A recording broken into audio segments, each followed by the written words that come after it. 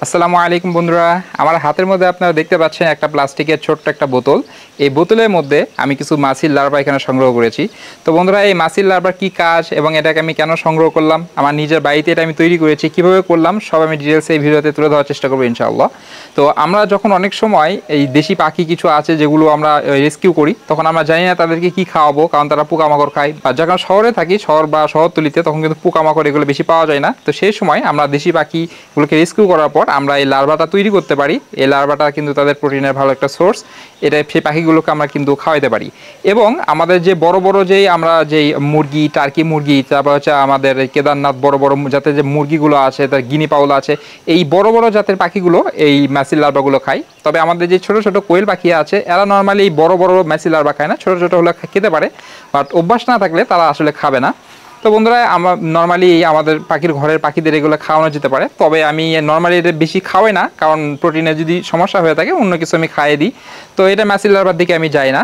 তো এইবার আমি এটা তৈরি করলাম বন্ধুরা, একটা কারণ আছে, সেটা হচ্ছে এখন জানেন বর্ষাকাল, আমাদের এদিকে বানের পানি চলে আসছে। সেই বানের পানির মধ্যে এখন কিন্তু দেশি যেগুলো মাছগুলো আছে, কই, মাগুর, চ্যাং, এই জাতীয় মাছগুলো কিন্তু এই লার্ভা, তারপর বোল্লার টোপ, পিঁপড়ার ডিম, এগুলো কিন্তু খুব পছন্দ করে। যেহেতু আমার পিঁপড়ার ডিম বোল্লার ডিম কালেক্ট করা সম্ভব হলো না, বোল্লার লার্ভা, এই জন্য আমি মাছির লার্ভাগুলো তৈরি করেছি। বড় বড় মাছির লার্ভা, ছোটোগুলো না, বড়গুলো। তো এগুলো দিয়ে ইনশাল্লাহ আমি এই দেশি জাতীয় মাছ ধরবো। তো বন্ধুরা, মাছির লার্ভা কীভাবে তৈরি করলাম আমি সেটা শুরু করার আগে আমি একটা ডিসক্লেমার দিতে চাচ্ছি যে অনেকের কিন্তু এই ভিডিওটা রুচির বিপরীতে যেতে পারে। এই জন্য আপনারা যারা খাবার খাচ্ছেন তারা এই ভিডিওটা স্কিপ করবেন, এবং যাদের একটু রুচিতে বাড়তে পারে তারা একটি ভিডিওটা স্কিপ করতে পারেন। তো বন্ধুরা, মাছির লার্ভা তৈরি করার সময় একটা প্রবলেম ফেস করতে হয়, সেটা হচ্ছে প্রচুর গন্ধ তৈরি হয়। আপনার পার্শ্ববর্তী যদি প্রতিবেশীরা থাকে, তেনারা কষ্ট পেতে পারেন, বাড়ির সদস্যরা কষ্ট পেতে পারেন। তবে বন্ধুরা, আমি একটা টেকনিক অবলম্বন করেছি, যার মাধ্যমে কিন্তু গন্ধ অনেক কম বলতে গন্ধ নাই বললেই চলে, এইভাবেই কিন্তু আমি মাছির লার্ভা তৈরি করেছি। আমার হাতে দেখতে পাচ্ছেন একটা প্লাস্টিকের ঝুড়ি আছে, তার মধ্যে কিছু সরিষার খোল আছে। আমাদের সরিষা যখন ঘ্যানে ভাঙানো হয়, তারপরে এই খোলগুলো তৈরি হয়। তো বন্ধুরা, এই সরিষার খোল থেকেই আমরা কিছু লার্ভা তৈরি করব, মাছি, বড় বড় মাছির যেগুলো লার্ভা আছে সেগুলো তৈরি করব। তো বন্ধুরা, ওই খোলকে কিছুক্ষণ পানিতে 1 ঘন্টা বা 2 ঘন্টা পানিতে ভিজে রাখলে দেখতে পাবেন এরকম গলে যাবে, এই খোলগুলো গলে গিয়েছে। তো বন্ধুরা, আমি কিন্তু এই খোলে খুব পানি একটু কম দিয়েছি, বেশি দিই নাই, কারণ এর মধ্যে আমি পানি রাখি নাই। এখানে হালকা একটু নমি থাকলে হবে, আর একটু হালকা একটু আর্দ্র থাকলে হবে। দেখতে পাচ্ছেন এখানে কিন্তু বেশি পানি নেই, বাট এগুলো কিন্তু খোল কিন্তু নরম হয়ে গিয়েছে আর শক্ত নেই। তো বন্ধুরা, এখান থেকেই আমরা কিন্তু লার্ভা তৈরি করতে পারবো। তো লার্ভা তৈরি করার আগে আমাদের যে একটা জিনিস মাথায় রাখতে হবে, যে আমাদের লার্ভাটা গরমের সময় একটু বেশি তৈরি হয়, বাট শীতের সময় এবং যখন বৃষ্টি হয় সেই সময়গুলোতে কিন্তু বেশি আমাদের লার্ভা তৈরি হয় না। আমাদের এই খোলটা অন্ততপক্ষে 3 দিন সময় লাগবে এটা পচন শুরু হতে। তো যখন এটা পচতে লাগবে, তখন কিন্তু এখান থেকে হালকা একটু দুর্গন্ধ তৈরি হবে। তো তখন এখানে বিভিন্ন রকম মাছি আছে এবং পোকারা আছে, তারা আকৃষ্ট হবে, এখানে এসে তারা ডিম দিবে। তো বন্ধুরা, এটা আমাদের প্ল্যান প্রোগ্রাম। তো তার জন্য আমাদের কি করতে হবে, এটা সরাসরিভাবে রাখলে হবে না, এটা আমরা এই যে আমাদের এই বালতিটা দেখতে পাচ্ছেন, এই বালতিটাকে ঢেকে রাখতে হবে। আর বন্ধুরা, ঠিক তার জন্য দেখতে পাচ্ছেন আমি একটা প্লাস্টিকের, আমাদের ককশিট আছে, সেটা ককশিটের মধ্যে প্লাস্টিক একটা ফর্ম, তো এটা আমি নিয়েছি। এটা আমাদের যে বালতি আছে সেই বালতির উপর হালকাভাবে দিয়ে রাখবো। তো এটা দিয়ে রাখলে কি হবে, এটা এই ভিতরে গ্যাস ক্রিয়েট করবে, সেখানে গন্ধটা বেশি ভালো তৈরি হবে। তো এর মধ্যে মাছি যে ডিম দিবে। তো এটার একটা ব্যাপার আছে যে এর মধ্যে কিন্তু মাছি কিন্তু প্রবেশ করার একটা জায়গা রাখতে হবে। আমাদের এই ফর্মটা যদি আমরা দিই, এর মধ্যে হালকা হালকা কিছু ফাঁকা থাকে, হ্যাঁ, যদি আমি দেখেন এই যে এখানে মুভ করছে, তো এর মধ্যে মাছিরা ঢুকে ডিম দিবে। অথবা আমরা একটা কাজ করব, যখন এভাবে 3 দিন রেখে দিব বা 2 দিন রেখে দিব, রেখে দেওয়ার পর যখন এখান থেকে গন্ধ শুরু হয়ে যাবে, তখন আমরা হালকা এভাবে একটু ফাঁকা করে দিব, এই যেভাবে ফাঁকা করে দিব, তাহলে কিন্তু এখানে ইজিলি এই যে কর্নার দিয়ে মাছিরা ঢুকতে পারবে এবং পোকারা ঢুকতে পারবে, ঢুকে এখানে ডিম দিবে। তো বন্ধুরা, যখন গন্ধ হবে তখন এই কাজটা করব। তারপর 1 দিন আমরা এভাবে রেখে দিব, তারপর 1 দিনের মধ্যে এসে পোকারা এখানে ডিম দিয়ে যাবে, তখন আমরা আবার এটাকে বন্ধ করে দিব। বন্ধ করে দিয়ে এখানে আমরা চাইলে এখানে ভারী কিছু দিয়ে রাখতে পারি, যাতে এর মধ্যে ইঁদুর না ঢুকে বা অন্যান্য পোকারা আছে, ইঁদুর জাতীয় যেই এই জন্তুরা আছে, তারা এসে কিন্তু লার্ভা খেয়ে চলে যাবে। তো আমাদের উপরে তারপর 1 দিন পরে এটা শক্ত কিছু দিয়ে রাখতে হবে। আর বন্ধুরা, এটাকে কিন্তু রোদে প্লেস করা যাবে না, এটা এমন জায়গায় প্লেস করতে হবে যেখানে গরম থাকে বাট সরাসরি রোদ লাগে না। তাহলে সেখানে আমাদের এই যে খোলের এর নমিটা বজায় রাখতে হবে, এর মধ্যে যে পানিটা আছে পানিটা থাকতে হবে। এটা যদি পরিপূর্ণ শুকিয়ে যায় তাহলে সেখান থেকে লার্ভা হতে একটু সমস্যা হয়। তো এই জন্য সরাসরি রোদে রাখা যাবে না, একটা ছায়াযুক্ত স্থানে রাখতে হবে। তো বন্ধুরা এই যে দেখতে পাচ্ছেন আমার ছাদ ঘরের ওখানে আমি টিন দিয়ে একটা ছাউনি দিয়েছি আমার পাখির ঘরের সামনে। তো ওইখানে কিন্তু সরাসরি রোদ লাগে না, ওখানে দেখতে পাচ্ছেন কিছু বালতি অলরেডি আছে। তো বন্ধুরা আমি একে প্লেস করব ঠিক ওই জায়গায় যেখানে রোদ লাগবে না বাট একটু হালকা গরম আছে। তো তারপর ঠিক আছে বন্ধুরা, আমরা 3 দিন পর দেখব আমাদের এখানে কতটুকু লার্ভা হয়। তো এই ছোটো বালতি, যেহেতু এটা ছোট বালতি, তো আমি এখানে একে রাখবো না। ওই দেখতে পাচ্ছেন ওখানে একটা সাদা বালতি আছে বড়, তো আমরা ওই সাদা বালতির মধ্যে এগুলোকে রেখে দিব। তারপর 3 দিন পর কি হয় সেটা আমরা দেখব।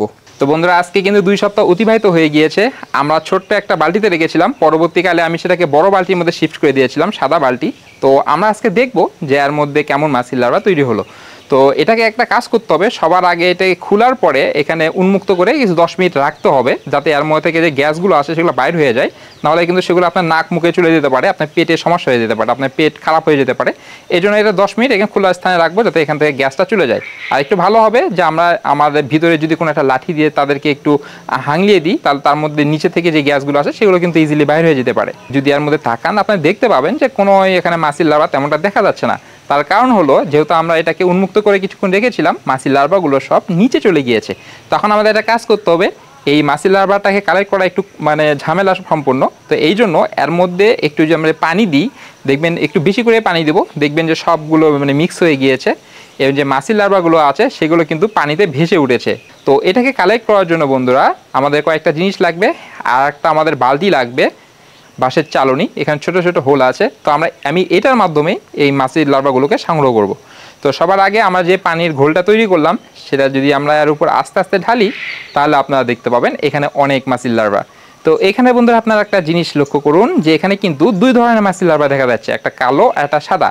তো এর কারণ হলো আমি আপনাদের বলেছিলাম যে এখানে 1 সপ্তাহ পরে তাদেরকে কিন্তু এখান থেকে কালেক্ট করতে হবে, কিন্তু এটা কিন্তু 2 সপ্তাহ অতিবাহিত হয়ে গিয়েছে। আমি কিন্তু অনেক দিন বেশি রেখেছি, এই জন্য যেই কিছু কিছু লার্ভা আছে যারা শুরুতে এসে জন্মগ্রহণ করেছিল তারা কালো হয়ে গিয়েছে, আর কিছু কাল পরে তারা এখান থেকে মাছি হয়ে উড়ে চলে যাবে। এই জন্য বন্ধুরা আপনাদের একটা কাজ করতে হবে, আপনারা 1 সপ্তাহ বেশি রাখবেন না, তাহলে কিন্তু এরকম কালো কালো চলে আসবে, লার্ভাগুলো হয়ে যাবে। বাট এই লার্ভাগুলো মানে তেমনটা বেশি কাজে দেয় না, সাদা লার্ভাগুলো কিন্তু একটু নরম হয়, একটু সফট হয়। এই জন্য সেগুলো কিন্তু মাছ পাখি বলেন এরা কিন্তু খেতে খুব পছন্দ করে, খেতে এদের জন্য ভালো হয়। এই জন্য কালো মাছির লার্ভাগুলো যাতে তৈরি না হয় এই জন্য বেশি দিন আমরা সেটা রাখবো না। তো তারপরে বন্ধু এটা আমরা চামিচ দ্বারা হোক বা কোনো কিছু দ্বারা হোক আমরা কিন্তু এই লার্ভাটাকে সংগ্রহ করতে পারি।